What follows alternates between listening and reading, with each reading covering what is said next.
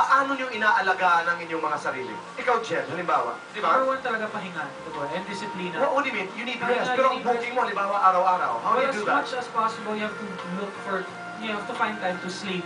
Or just sit down in one corner and just, be at peace. And not talk. And not talk. And water. It really helps you to wash. Water is really good. Everything. Ikaw, Sam. Sa akin po kasi, gano'n din, sleep. Actually, my mom is very makulit about this kasi... So how long is sleep? How many hours? Thanks, nanay. Thanks, Yeah, thanks, but mom. of course, I thank my mom because kung hindi ako nakakatulog, mahirap kumantay the morning or That's right. So how many next hours day. is sleep?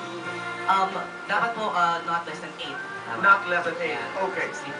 Makoy, bago natin Lalo na pag-usapan. galing sa banda. Yes. Quality sleep. Tapos, iniisip ko kung makapagpatayo rin ng bahay, katulad nila. Para makatulog ng mahimbing. Tama ka dyan. Ronnie, ikaw. Workout 3 times a day. Pero 3 weeks Ronnie, a di day, ba? 3 Hindi ka times pwede a week. mag-workout pag kulang ka sa tulog?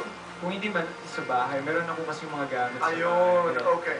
Maraming Breathing tubig. talaga and strength training. Yes. Chris. Chris. Just like everybody said po, tulog din po. At love. Ay, Okay. Tsaka tubig, maraming tubig. Tubig. Apo. Learning. Ano po, hindi po ako umiinom ng mga malamig na tubig, mga Regine sweet. Velasquez, so nag-guess Totoo. tayo, na-shock tayo, di ba? Ice cold yung tubig. Sabi ko, ay! Iba-iba. At saka Oo. yung no talk policy talagang totoo po Yan ang bagay. Yan ang talagang hiyang sa'yo. Lizelle, ikaw. Tito Boy, ako po, ina-avoid ko yung mga sweets. Tsaka hindi rin ako uminom talaga. Nasanay na po ako na uminom ng warm water. Parang tayo, boys, sanay sa warm. Okay. Shivas! Tubig din po, tapos pahinga.